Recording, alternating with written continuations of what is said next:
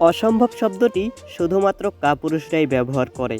সাহসী এবং জ্ঞানীরা নিজেদের পথ তৈরি করে নেয়। সফল হতে হলে তোমাকে একাই এগিয়ে যেতে হবে।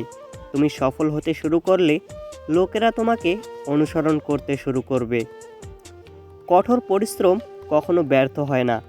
যেখানে আমাদের স্বার্থপরতা শেষ হয়, সেখান থেকেই শুরু হয় আমাদের মানবতা।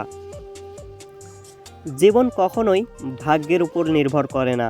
কে জানে, ভাগ্যই হয়তো তোমার উপর নির্ভর করে আছে।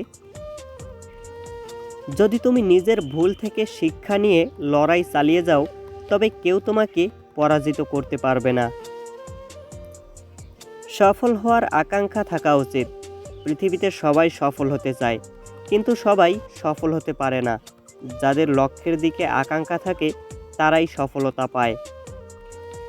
সফল হওয়ার তাগিদ যদি মাথায় থাকে, তবে মুশকিল তোমাকে থামাতে পারবে না।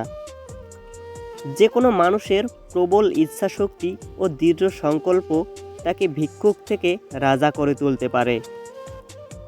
হারানোর পর পাওয়ার মজাই অন্যরকম, কান্নার পর হাসির মজাই অন্যরকম। পরাজয় জীবনের অংশ বন্ধু, পরাজয়ের পর জেতার মজাই অন্য কিছু। দৃষ্টান্ত স্থাপন করতে হলে নিজের পথ নিজেকেই তৈরি করতে হবে। জীবনে সর্বদা 3টি মন্ত্র মনে রাখবে। আনন্দে প্রতিজ্ঞা করবে না, রাগে উত্তর দেবে না, দুঃখে সিদ্ধান্ত নেবে না। প্রতিবার পড়ে যাওয়া এবং আবার চেষ্টা করাই হলো আসল বিজয়। দুর্বলরা তখন থামে যখন তারা ক্লান্ত হয়। বিজয়ীরা তখন থামে যখন তারা জিতে যায়। তুমি যদি নিজে শক্তিশালী হও, তবে ব্যর্থতা তোমাকে বাধা দিতে পারবে না। শরৎ ছাড়া যেমন গাছে নতুন পাতা আসে না, তেমনি কষ্ট ও সংগ্রাম ছাড়া ভালো দিনও আসে না।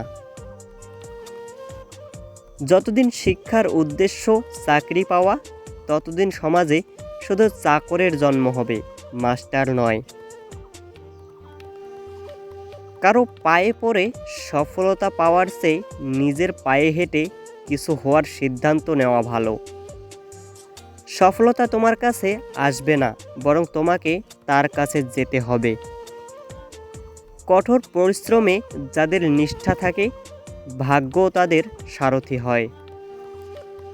যদি তুমি হাল না ছেড়ে দাও, তবে কেউ তোমাকে হারাতে পারবে না। অন্ধকারের পর যেমন আলো আসে, তেমনি চেষ্টা করলেই জয় আসে। দেরি হোক, তবে অবশ্যই কিছু করতে হবে, কারণ লোকেরা স্ট্যাটাস দেখে, তোমার পরিশ্রম নয়। সুযোগের অভাব নিয়ে কোনো মহান মানুষ অভিযোগ করে না। তোমাকে এগিয়ে যেতে হবে, থেমে যাওয়া তোমাকে শোভা পায় না। জীবনে যত বাধাই আসুক না কেন, কখনো নিরুৎসাহিত হবে না, কারণ সূর্য যতই প্রবল হোক না কেন, তা কখনোই সাগরকে শুকায় না। ভিডিওটি ভালো লাগলে লাইক কমেন্ট করে পাশে থাকবেন। ধন্যবাদ।